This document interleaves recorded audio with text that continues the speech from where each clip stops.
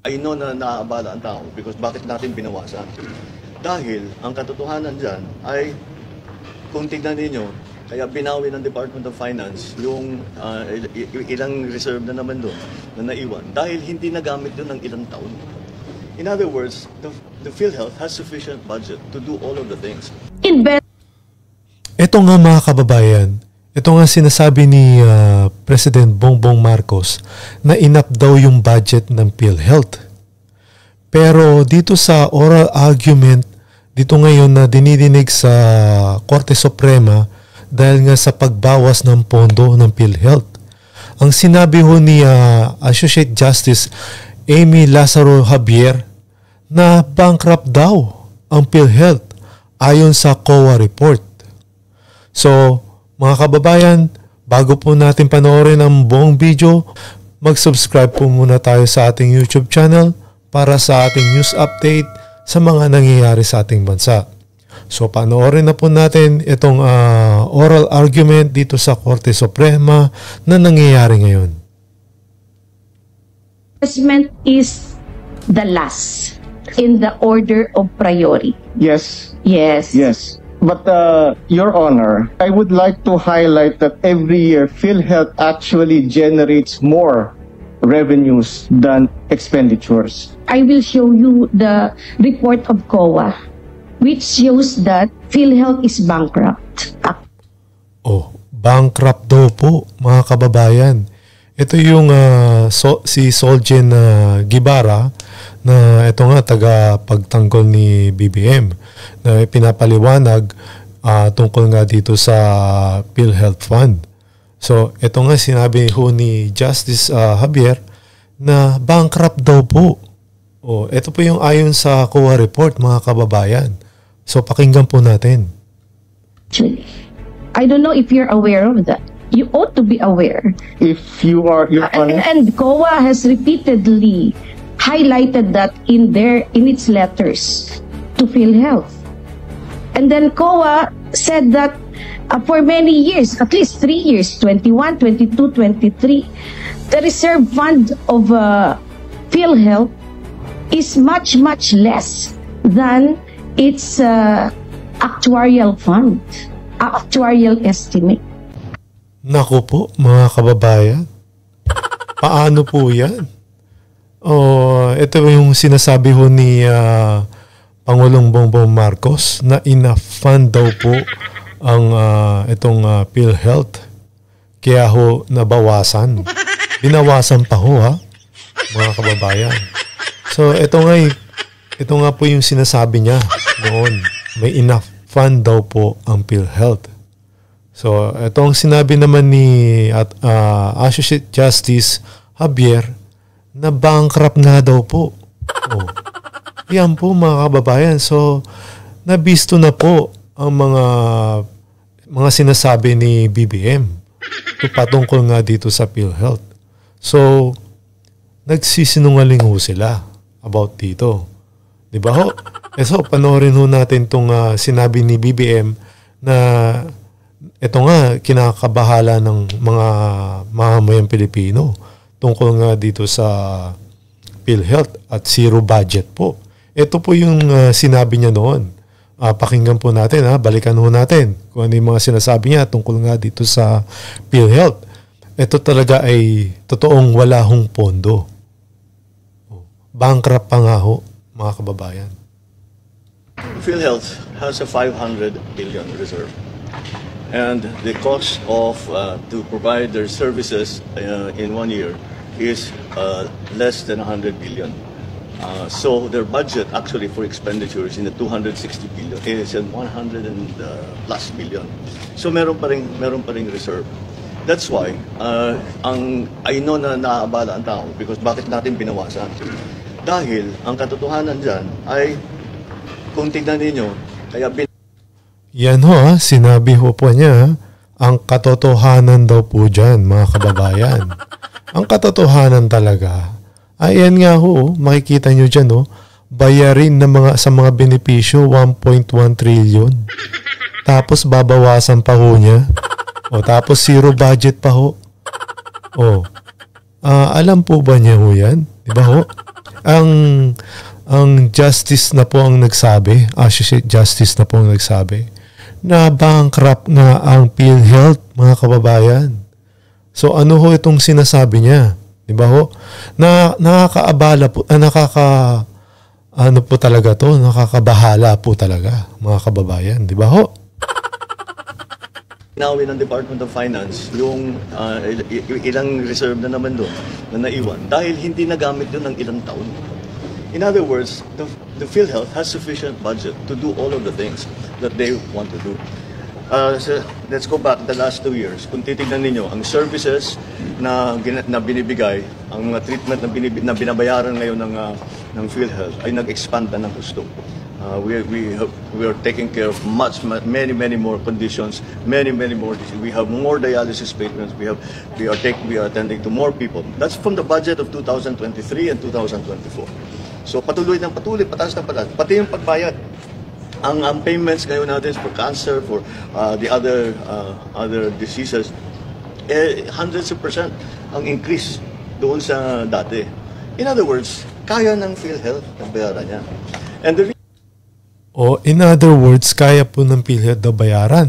Bakit hindi ho ito nababayaran ho? 1.1 trillion sa mga benepisyo na itong mga nakagamit po ng mga mamayang Pilipino. Bakit may utang pa rin ho? Diba ho? No ang question dyan eh. Nagsabi na ho mismo ang COA, may COA report po na bankrupt, wala hong enough fund. Yan po yung nag-o-audit sa atin. Diba ho COA? Bakit hindi nyo ho alam ba yan? Diba ho? Ganyan ho. Diba ho? Yan o. Kitang-kita naman, 1.1 trillion. May utang ka pa at hindi pa nababayaran. Tapos sasabihin mo may enough fund at sufficient fund. Diba? Yan ho mga kababayan. Sige, nag-expand pa daw ho siya eh. Nag-expand ng mga services. Pero ang tanong, nababayaran ba yung mga utang? Diba ho? Reason why is that the reason that we do not want to subsidize it is because it is the subsidy with hook lang doon sa bank account ng PhilHealth, hindi magagamit. Marami tayong paggagamitan noon. So that's a simple explanation there. Is that they have sufficient funds to carry on. Because ang problema sa PhilHealth, ang problema ngayon sa PhilHealth, hindi tungkol sa pagbigay ng serbisyo. Hindi sa pagbigay ng insurance cover. Hindi yan ang problema. Kulang sila sa budget kaya hindi sila nakakapag-alaga ng tao. Kulang sila sa budget kaya maliit ang bayad. Hindi yan ang problema. Ang problema, kung titignan ninyo, you look at the reports that are happening, sa dami ng bagong services ng PhilHealth, sa dami ng mga bagong payment na binibigay ng PhilHealth, nababara ang sistema. You can see, there are in the provinces, merong mga tao, nag-aantay, buong araw, yung pilat 200 tao, nag-aantay, magka-claim sila. Hindi naman mahirap. Pero that's what's happened in PhilHealth. Yun ang problema sa PhilHealth. The problem is the processing capacity. Kaya ang naging priority, isa sa pinakamalaking priority sa PhilHealth, of course, to continue to provide services, to continue to provide insurance, is pag-digitalize na kayo. Patuloy kanila, that's where the effort is para lahat itong mga taong ito ma-process natin. Tuloy-tuloy naman, tuloy-tuloy. Tuloy pa rin ang insurance, tuloy pa rin ang bayaran ng claim, and at the same time, mabilis makuha ng tao yung kanilang insurance claim.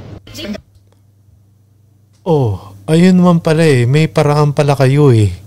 Bakit ang tanong ho, bakit ho may utang pa rin?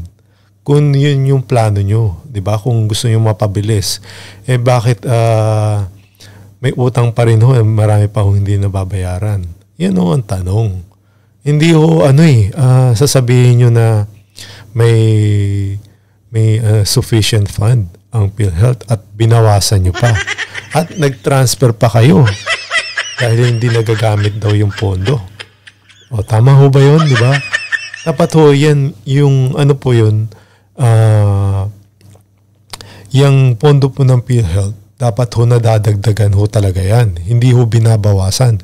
Dahil ho, ginagamit ho yan ng taong bayan. Sa mga mamayan po yan. Di ba ho?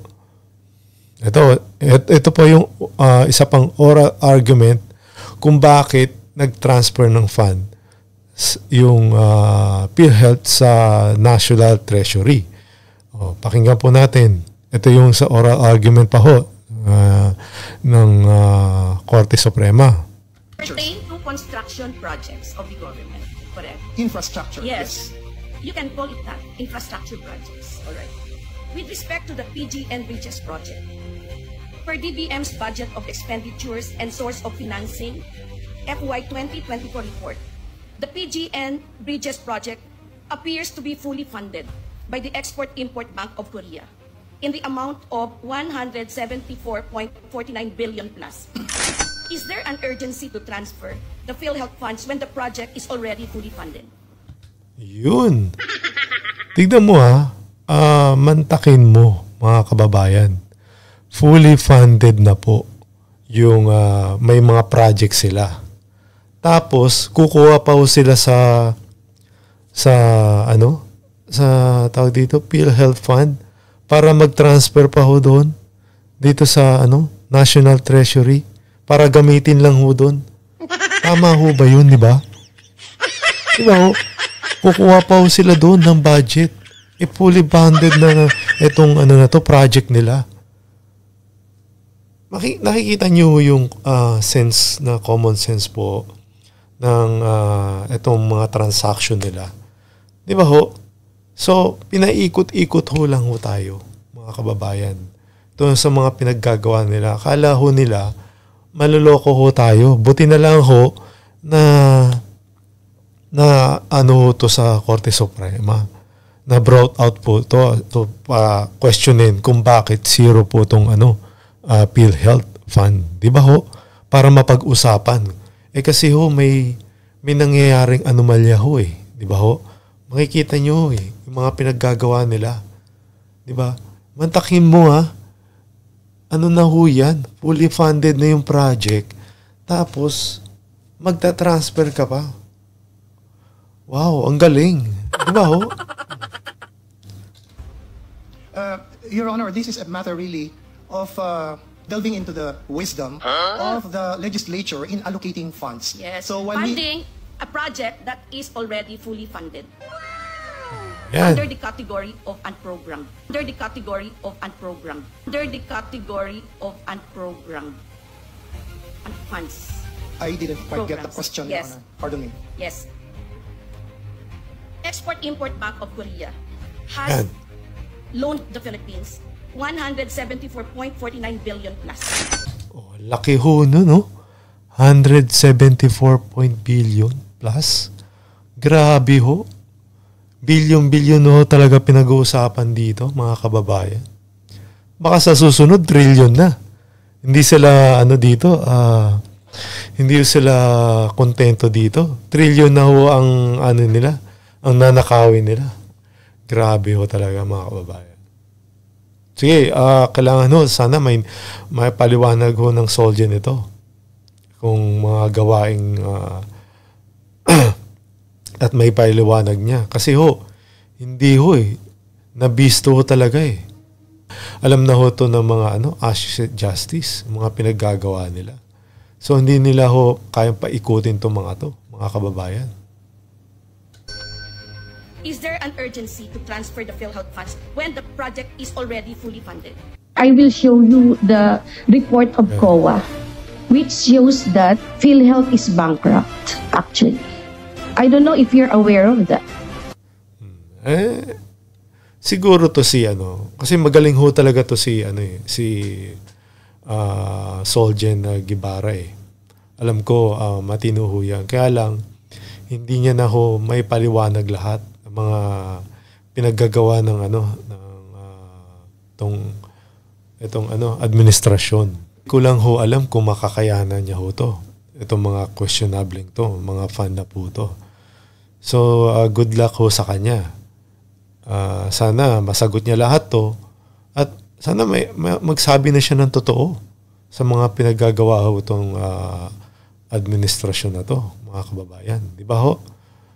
Sana ho magsalita na ho siya kung ano yung talaga yung totoo.